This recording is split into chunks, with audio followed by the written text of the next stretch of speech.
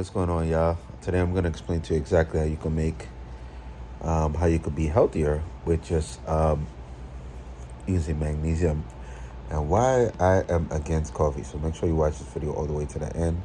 And also make sure you share this video with a friend because the information that we're going to learn in this video might be life-changing, you know. So where can I begin? So back in the day, ever since I was really, really young, I remember just hearing a song, especially a jingle online, and it was called "The Best Part of Waking Up is Folgers in Your Cup." Remember that song? I remember that song. And when I was younger, I wanted some coffee, man. Coffee was the thing that I wanted. I always wanted coffee, and I was like, man, what can I do to get me some coffee?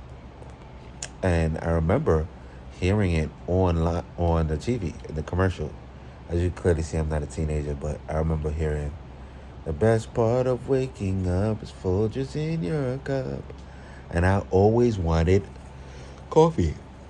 But due to the fact that I was a Seventh-day Adventist, and my parents were very religious, they said to me, "Hey, you're not supposed to drink any coffee because coffee is a drug." And if you ever been a Seventh-day Adventist before, or if you ever been affiliated with Seventh-day Adventism, we don't like drugs. We don't wear any jewelry. We don't do any earrings. We don't do any tattoos or anything like that. And we worship on Saturday. So a lot of people usually think that we're Jewish, but we're not. We're actually just Seventh-day Adventists. So we believe that Saturday is the Sabbath. That's the seventh day, not Sunday. So we go to church on Saturdays. And that church, it comes with a culture. And it also taught me how to, just like how to know who you are as an individual and as a person. Because a lot of people don't know this, but in Loma Linda, in California, I believe it is. Yeah, California, Loma Linda. There's a section there called Blue Zone. It's a Blue Zone section, and all of those people there are Seventh-day Adventists. And those people there, oh, they have like 10%. They live 10 years longer than anybody else, any other American. They have a lower chance of diabetes. They have a lower chance of cardiovascular disease, that's heart disease. They just have a lower chance of everything. So, and one thing about them is that they don't actually eat a lot of bad food. And one of the things that they don't drink is coffee. Coffee is one of the things that they don't drink. So, you have to think about why we all love coffee and why you guys all like coffee. Like somebody told you to like coffee. It's the same thing with bacon. Bacon, it was popularized by some marketer, I think in the 1800s or in the 19 something or something like that, when the Industrial Revolution was just ending. It became popular. And they hooked up with some doctors, and the doctor said, hey, the best meal of the day or the most important meal of the day is breakfast. And they just made that up. They just made that up. They try to compile some scientific evidence to support it, and it stuck. Now and then everybody said, hey, since the best part of waking up, or the best meal the most important meal is breakfast, why not eat bacon? And what we're talking about now, why not drink coffee? So that's how coffee came to be. Coffee contains something called caffeine, and the World Health Organization actually classifies coffee as coffee addiction, especially if you consume a lot of coffee. But I think the milligram percent is like 200. You're not supposed to consume more than 200 milligrams a day or something like that. But some people are actually addicted to coffee, and they cannot, under any circumstances, stop drinking coffee. And how do I know this? Because we used to do a procedure in the hospital that I used to work at. When patients were coming to the facility, we do a procedure where they couldn't drink any coffee because the coffee would actually jeopardize the test, because we would give a special type of medication that would stress their heart, and if they drank coffee, it wouldn't stress their heart accurately. So when we took pictures or when we did the procedure, it would be a false positive. So that means that the procedure would be false, because the doctor wouldn't be looking at the right thing, simply because they drank coffee and they jeopardized the test. So one of the things that we used to tell the patients to do is, hey, listen, you can't drink any coffee the next day. Or on the day of the test, you cannot drink any coffee. And guess what? They would still sneak and drink coffee thinking that we would have known. And then we would have to look on the screen and we'll see that, hey, listen, oh, you know, they drank coffee. It would be like, man, did you drink coffee? And they'll say, yeah, I just took a little sip. No, you can't have any. You cannot have any coffee. And that's when I knew that coffee addiction was real, man. Like, people really, really, really, really cannot live and exist. Certain people cannot live and exist without coffee. And that's when I said to myself, you know what? I have to start telling people what coffee really is and what coffee is not. So coffee is fake energy. Um, and it's a drug. Coffee is a drug. I know not a lot of people like to hear that, but coffee is a drug. It's a self, it's a socially accepted drug, nevertheless, but it is still a drug.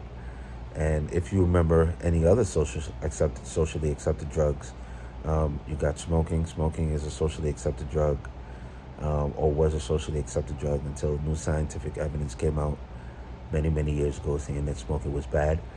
Uh, Sorry. I don't know if you guys remember the Joe Camel commercials. Remember those commercials? Those commercials had a huge influence on young adolescents. And people were going and smoking cigarettes, all because Joe Camel was cool. And he had a camel on and he had glasses, and the whole time people were just buying lung cancer and didn't even know. And that's what, well, I wouldn't say that's what coffee does, but coffee is basically raising your cortisol for no reason. You have to learn how to be calm. You shouldn't learn how to not be calm. You should learn how to be calm. I've never seen somebody who drinks coffee who's calm.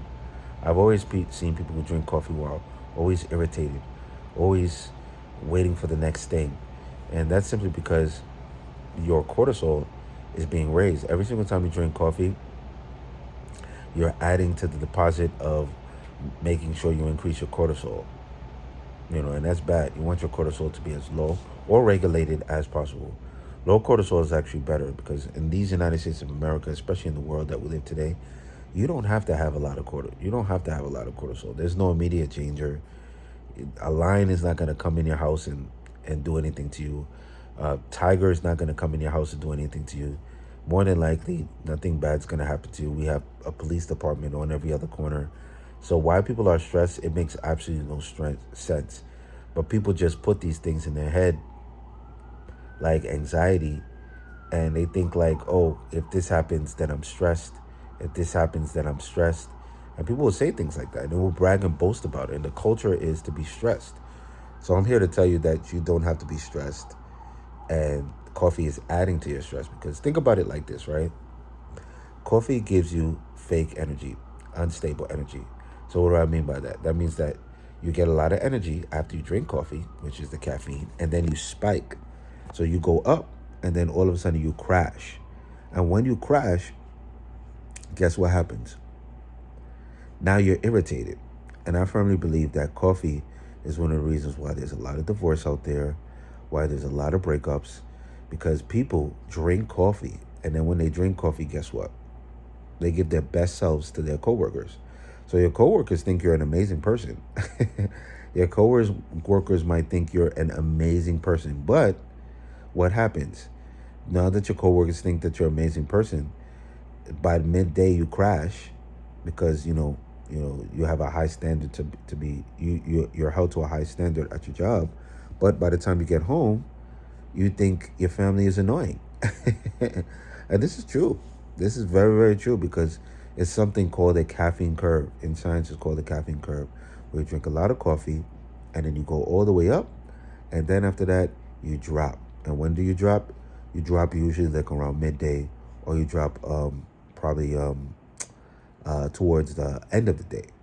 And that's not good at all, because like I stated before, you give your best self to your coworkers. So your coworkers are loving you. They think you're the nicest person. They think you're an angel. But when you get home, your spouse is irritating you. You can't help the kids with homework. And the thing is, those people have your last name. All of those people have your last name. All of those people in your house have your last name. So what should you do? Should you prioritize the people at work, or should you prioritize your real life? I think you should prioritize your real life. And that's why I tell everybody to start taking magnesium. Magnesium is powerful because with magnesium, it gives you more stable energy. Unlike unlike coffee that spikes your energy. So you get a lot of energy first, and after that, towards the end of the day or the middle of the day, you start to crash. Now that crash is called the caffeine curve, and there's nothing you could do against that. There's nothing you could pretty much do against, to stop that. That's just science. If you drink coffee, you're gonna crash. And the thing is, this is my personal experience. I've never met anybody who drinks coffee who's calm and cool. I've always met people who drink coffee who are always irritated. They always overthink, and they don't even know why.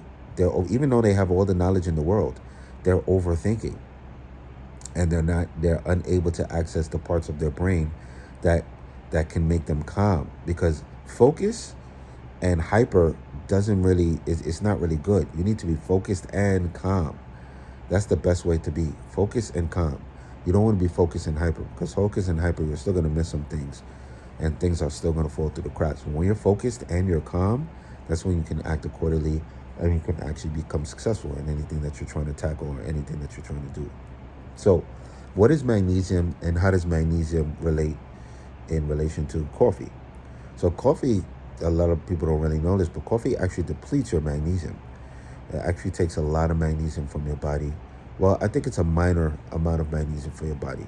But if you look at the science, what magnesium actually does to your body is magnesium actually makes your body run more smoothly. That's what magnesium does. It makes your body run more smoothly.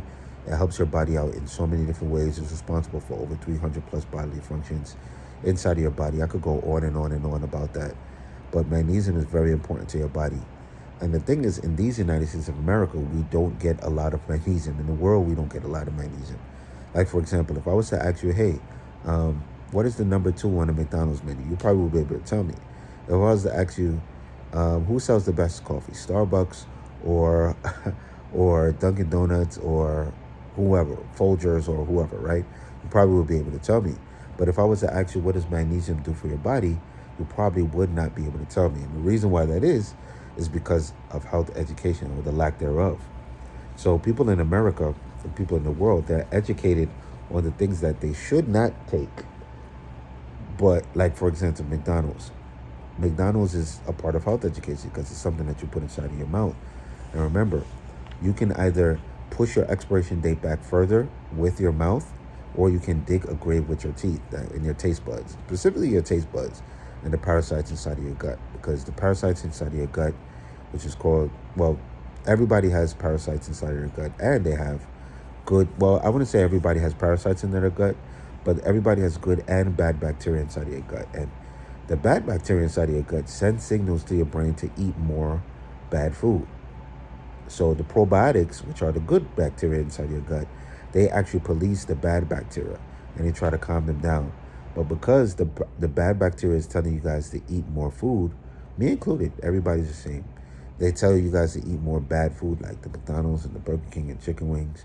And if you look on TV and you see like a McDonald's commercial, you get hungry, you get cravings. That's the bad bacteria inside of your gut talking to you and say, hey, we want some of that. Go get some right now. Or when you look on Uber Eats and you see a lot of food that you would like to, a lot of comfort food, that's not going to be that's not going to be very, very good for you. It's the bad bacteria inside of your body that is telling your body, or telling your taste buds rather, and telling your brain, communicating with your brain to go eat some bad food. And that food has absolutely no magnesium inside of it. And I think everybody should get more into supplementation, because like I just stated, you probably know what a number 2 on the McDonald's menu is over magnesium. And that's bad. You shouldn't know what a number 2 is on the McDonald's menu and not what magnesium is. But, long story short, magnesium controls something inside of your body called the HPA axis. And the HPA axis is basically, consider it like your, that's the thing that releases your cortisol. I don't want to talk in any medical jargon, but the HPA axis basically releases cortisol inside of your body, and it regulates it. So the HPA axis regulates the cortisol. And the cortisol Really, what it is, cortisol is like a stress hormone. So it gets released and it basically tells your body, hey, to be stressed or not. So when there's low cortisol, that means like, hey, you don't have to be stressed. When there's high cortisol, that means there should be stress. So for example, if you're late, your cortisol raises. If you're late to go somewhere, you'll have high cortisol. So cortisol would make you run faster, will make you focus more, because right now time is of the essence. So you need to be moving fast. So your cortisol would spike just to help you out because you don't want to be late for whatever reason. You have to you're late for a date, or you're late to work. Your cortisol would spike just to make sure that your senses are heightened so that you can actually tackle the task of getting to work or to your destination on time, right? So cortisol is good, but you don't want it to be high all the time. So if you're sitting down or you're worrying and you're always thinking, you're always overreacting and you're always worrying, that is bad. So that's chronic cortisol spike. So once it becomes chronic, that means that it's always there, like it never ever goes down. So that's going to affect your quality of sleep. That's going to affect your daily lifestyle. You won't be calm, cool, and focused. You're always going to be worrying. And that's why people tell you, don't worry, don't worry, don't worry, don't worry, don't worry. Because when you worry, it raises your cortisol. And when your cortisol is raised, magnesium is usually low. And guess what? The magnesium is what you use to manage and regulate your cortisol. So if you're drinking a lot of coffee with something that depletes your magnesium, one can deduce that if you drink a lot of coffee, deplete your magnesium and lower your magnesium levels, that means that your cortisol will be all over the place, all out of whack. And we don't want that. You want your cortisol to be nice. You want your cortisol to be nice and easy, calm, smooth, and good. Really. That's what you want your cortisol to be. So it can work for your body, not against your body. So that's why I tell you guys to take magnesium. There's so many different magnesiums that you can take. You can get them on Amazon. You can do your own research as well, by the way, too. And I inspire you guys to do your own research, because when I make these videos, it's really to educate the masses on more health, because a lot of people don't really understand anything about their health. Some people don't even understand their doctors, their insurance coverage. And after 20 years of professional healthcare experience, I've seen doctors treat patients and they don't even speak the same language. And people are okay with that, because in our culture, doctors have like an authority. They're like an authority. So if it's a doctor, everybody just shuts off their brain and they become like a yes and okay slave. Like, okay, yeah, okay. Okay, yes, okay, yes, doctor. But I don't think we should look at doctors like that. I don't think we should look at any medical professional like that. I think we should look at medical professionals like mechanics. So when you take your car to the mechanic, you don't just, when the mechanic tells you something, you don't just say, okay. No, you ask, what is that for? Can you please explain to me in a simple way so I can understand?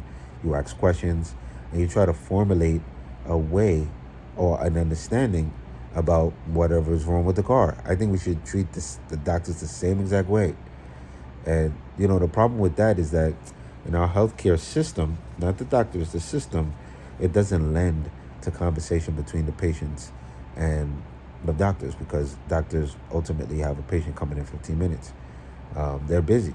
They're trying to treat a lot of patients and manage a lot of patients. So, their best work is done to the masses. Like a doctor can't really sit down and talk to you all day, right? Sometimes when you try to get in touch with them, you really can't get in touch with them. So it's up to you, especially in this information age with YouTube, Google, and ChatGPT, to try to figure out exactly how you could get more information about health in your brain. Now, a lot of people think that getting information about health in your brain is a good thing. I mean, is a boastful thing, because a lot of people boast and brag about it. Bragging about health is, I don't know why people do that. Share the information, or they try to sound super duper smart, like, oh my God, the cortisol and this and they start to use all these words like autophagy and apoptosis, and it's more like it's confusing people, and they just want to prove to everybody else that I'm smart, I know, and you don't know. But I don't want to do that with my content. I want to talk to you just like we're at the park. I have 20 years of professional healthcare experience. I want to talk to you just like, you know, we're buddies, we're pals. So this will help you out a ton. And I think this is something that could really, really help a lot of people, because once you understand your health and you understand your daily life choices, like drinking coffee every morning versus taking magnesium, I think it'll be more advantageous for you. So definitely stop.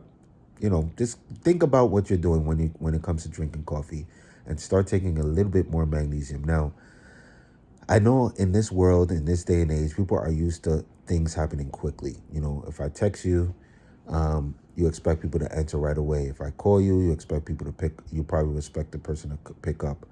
Nowadays, you're on the phone and you can get information at your fingertips. But good things don't work like that, man. Good things always take time. So in this day and age, drugs are quick. We want the quickness of the drug. So that's another downside to the health education that we receive. We believe that if you put a pill inside of your mouth, that, hey, listen, it should work right away. But that's not how supplements work. Supplements work with consistency. It's just like going to the gym. And going to the gym is good. But going to the gym, you will not see results until 3 months later. That's how anything good is. I don't know why God designed goodness like that, but that's how good is. You won't see any results until 3 months later. That's how it's always been. Even when you go to the gym, if you're overweight right now, or if you want to get healthier, the first time you go to the gym, it's going to be a chore. Then the second time you go to the gym, it's going to be a chore. The third time you go to the gym, it's going to be a chore. And you probably won't even notice any changes. Every day you'll be going to the gym, or every other day you'll be going to the gym. You won't notice any changes. But then 3 months down the line, somebody will come to you and say, hey, man, you lost weight. Is everything okay? Oh, man, you look a little buff. And that's when you realize, wow, this thing is working. So the magic in anything good, including the supplements that I recommend to you guys, like magnesium, in anything good, it always take consistency. The magic is always in the consistency. If you can just use the compound effect is just doing a little bit every single day to develop consistency. Yeah, that's the magic to everything. So tap the link in the description to get magnesium today. And then once you get the magnesium, make sure you take it consistently and discontinue the coffee. And you'll begin to see you'll start to get stable energy, because this is what magnesium gives you. It gives you stable energy, because remember, your body doesn't need another cheeseburger. Your body doesn't need caffeine. Your body needs magnesium. There's no caffeine. Your body doesn't use caffeine in any way, shape, or form. It's not a molecule that it uses. So when you eat caffeine or you drink caffeine, caffeine does your cells don't need anything for caffeine. You know, caffeine doesn't is useless to your cells. So you have to eat things that are useful to your cells. So magnesium is useful to your cells, but over time, you'll start to see the changes and the benefits of it. So thank you guys for watching. I'm not here to tell you what to do per usual, but if you made it to the end of this video and you would like to prioritize your health, I think you should tap that orange card in the bottom, in the link in the description, and get you some magnesium today. It'll help you out a lot. And yeah, you're welcome. Take care.